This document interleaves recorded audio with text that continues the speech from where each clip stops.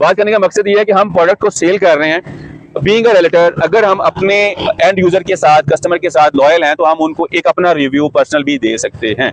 अस्सलाम वालेकुम व्यूअर्स, उम्मीद है आप सब खैरियत से होंगे। फॉर्चुनेटली जी आज हमारी मुलाकात हुई है हमारे सीनियर एनालिस्ट उमर दराज साहब से, हमारे साथ मौजूद हैं उमर भाई। तो हम इनसे बात करेंगे जी जो टर्मोइल चल रहा है बहरिया एनक्लेव के हवाले से कि जी कोई लिटिगेशंस के एरिया के ऊपर आपने सोशल मीडिया के ऊपर इस तरह की बातें सुनी होंगी, तो उस हवाले से हम उमर साहब से रिव्यू लेते हैं कि उसके क्या इफेक्ट्स आए हैं बहरिया की मार्केट के ऊपर। तो बात करते हैं उमर साहब से। अस्सलाम वालेकुम उमर भाई। जी वालेकुम सलाम। पहले तो जी मैं आपको तनवीर भाई ये कहूँगा कि आपने तकल्लुफ़ ही किया है, मुझे एज अ सीनियर एनालिस्ट के तौर पे पेश किया है कैमरे के आगे, जबकि यहाँ पे सबको पता है कि मेरे से बहुत ज़्यादा सीनियर हैं आप। अच्छा, आपका सवाल अच्छा है कि आज की लिटिगेशन को डिस्कस करते हैं। अच्छा जी, मैं तो शुरू से इस हक में नहीं हूँ कि कोई भी ऐसी प्रॉपर्टी जो कि ऑन ग्राउंड मौजूद नहीं है, जिसके ऊपर आप कोई एक्टिविटी नहीं कर सकते, उसको बाई करें।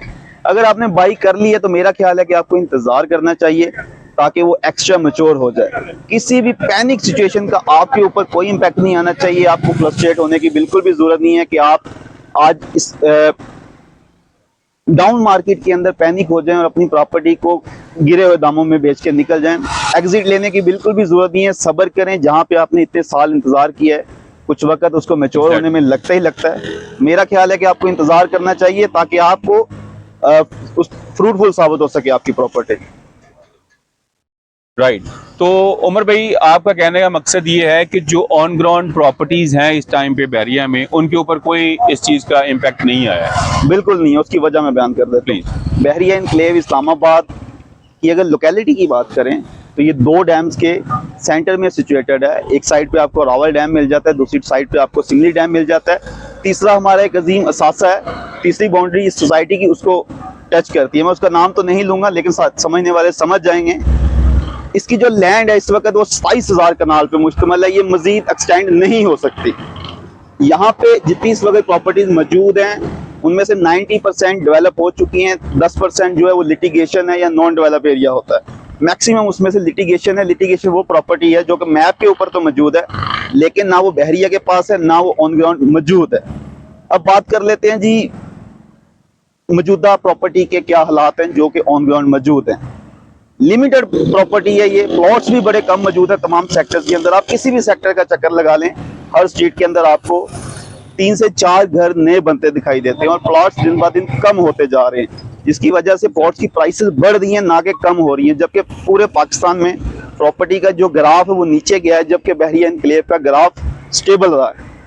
मेरा ख्याल है कि अगर आपकी कोई प्रॉपर्टी पड़ी है तो उसको होल्ड रखें। अगर आप बाई करना चाहते हैं तो अभी बाई कर लें, वरना इसका हाल इस्लामाबाद के सेक्टर्स की तरह होगा। आपको गिने चुने प्लॉट्स मिलेंगे और मुंह मांगी कीमत पे आपको खरीदने पड़ेगा। एग्जैक्टली सही कहा है जी कि पार्क व्यू को ज़रा अपर हैंड मिला हुआ है आजकल हमारे कुछ मखसूस लोगों की तरफ से, और बहरिया को ज़रा टफ टाइम देने की कोशिश की जा रही है। तनवीर भाई आपने बड़ा टफ क्वेश्चन कर दिया है। इसमें मैं अगर दो सोसाइटी को कंपैरिजन में आऊँ, मैं एज अ रियलिटर कंपेयर कर नहीं पाऊंगा क्योंकि मैंने वहाँ पे भी प्रॉपर्टी बाई करवाई है अपने इन्वेस्टर्स को, क्लाइंट को, और मैंने यहाँ पे भी करवाई है। लिहाजा मेरा ख्याल है कि टॉपिक को चेंज करना चाहिए। लेकिन मैं एक रैंक जरूर दे देता हूँ कि बहरिया एनक्लेव इस्लामाबाद का कोई कंपैरिजन ही नहीं है। एग्जैक्टली यही बात मैं इनसे सुनना चाह रहा था। जो इंफ्रास्ट्रक्चर, जो डेवलपमेंट का लेवल, जितनी आबादी इस टाइम पे बहरिया एनक्लेव में है, जो फैसिलिटीज़ बहरिया एनक्लेव में आपको मौजूद मिलती हैं वो अभी पार्क व्यू सिटी में नहीं है। हाँ, एक चीज़ को मैं अप्रिशिएट करूंगा उमर भाई, उनका जो लैंडस्केप है नेचुरल, उसको उन्होंने डैमेज नहीं किया। टेरेस दे दिए हैं, प्लॉट्स कह लें, और ज़रा ब्यूटीफुल है, और शशका जिसे आप नाज़रीन कह लें कि वो वहाँ पे पूरा है। लेकिन अगर आप डेवलपमेंट और इंफ्रास्ट्रक्चर को देखें उस लिहाज से बहरिया एनक्लेव को I would mark on higher rank. अच्छा, यहाँ पे मैं एक बात क्लियर कर देना चाहता हूँ। देखिए, मैं बहरिया एनक्लेव को इस्लामाबाद के अंदर जितनी भी सोसाइटीज मौजूद हैं, मैं बहरिया एनक्लेव को नंबर 1 रैंक करता हूँ। उसकी वजह इसका इंफ्रास्ट्रक्चर है, इसकी प्राइसेस हैं। आप खुद उठा के देख लें, किसी भी सोसाइटी के 5 मरला घर को कहाँ पे आपको 2.25 से 2.5 के दरमियान 5 मरला का घर मिलता है इस जैसे इंफ्रास्ट्रक्चर के बाद। भाईजान का पहला क्वेश्चन था कि वहाँ के लैंडस्केप को डैमेज नहीं किया गया। देखें सर, वहाँ पे सिर्फ एक ही सेक्टर है उनका, ई ब्लॉक जिसे को बोलते हैं। Exactly. वहाँ पे कनाल की कटिंग है और कनाल के प्लॉट्स वहाँ पे इतने महंगे हैं जैसे कि 35 मिलियन से वो प्राइसेस स्टार्ट होती हैं, 45 मिलियन तक एक जनरल प्लॉट आपको मिलता है। एग्जैक्ट वो प्राइसेस अब मिडिल क्लास के लिए फॉल नहीं करती, और वो लिमिटेड प्लॉट्स हैं। एक सेक्टर को आप पूरे बहरिया एनक्लेव के ऊपर हावी नहीं कर सकते। एग्जैक्टली ये भी सही है जी, बहुत शुक्रिया उमर भाई ने मुझे करेक्ट किया। अगर आप हमारे यहाँ सेक्टर एल में आ जाएं, आपको मोर देन उनके टोटल प्लॉट से वहां पे ही प्लॉट्स मिल जाएंगे एक स्ट्रीट के अंदर। और इसी तरह फिर सेक्टर एफ बहुत बड़ा सेक्टर है जी, जिसमें बहुत टॉप हाइटेड प्लॉट्स हैं। सेक्टर एन में टॉप हाइट के ऊपर प्लॉट्स अवेलेबल हैं आपको, जो जिनको वो टेरेस्ड प्लॉट क्या के बेचते हैं। तो इस तरह के टेरेस्ड प्लॉट्स जो हैं बहरिया एनक्लेव के पास भरमार है इन प्लॉट्स की। हिल टॉप आइडियल लोकेशन है 2 कनाल की कैटेगरी में और 4 कनाल की कैटेगरी में। पूरे इस्लामाबाद के आपको व्यूज मिलते हैं। वेल जी, कंसेंसस इस बात पे बिल्ड हुई है उमर भाई की बातों से कि बहरिया जो है अभी भी नंबर 1 पे रैंक किया जा रहा है अपने इंफ्रास्ट्रक्चर की वजह से, अपनी फैसिलिटीज की वजह से, और जो क्लास यहाँ पे बसती है उसकी वजह से। अच्छा, तनवीर भाई काफी ज्यादा शरारती इंसान है।